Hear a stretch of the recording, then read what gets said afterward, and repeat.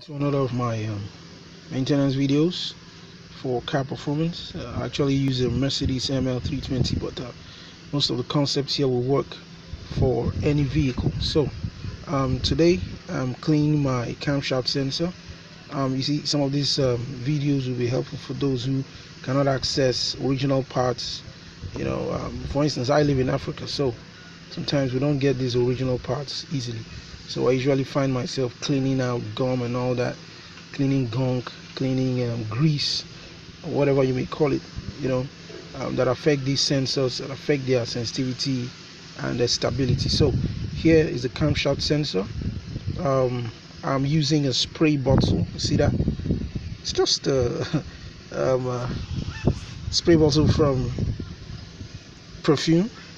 I've put methylated spirit. So this is methylated spirit, not petrol.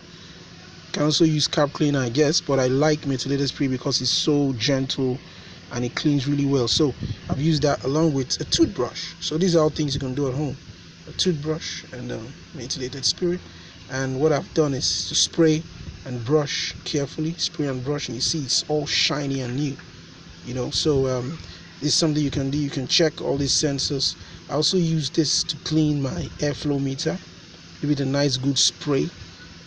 Take out all the dirt. I usually use methylated spirit all the time. So if you can't have a CRC MAF cleaner, you can use your methylated spirit. So if you're having some performance issues, you take the scan, you find all of these sensors, and if you can't access the part, first thing is to try to clean it up and see if cleaning the part up will fix the problem.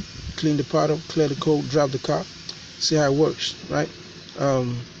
Cleaning the MAF sensor for me solved me 2 months of problems. In fact, funny thing was this connector right here of my airflow meter that was having issues.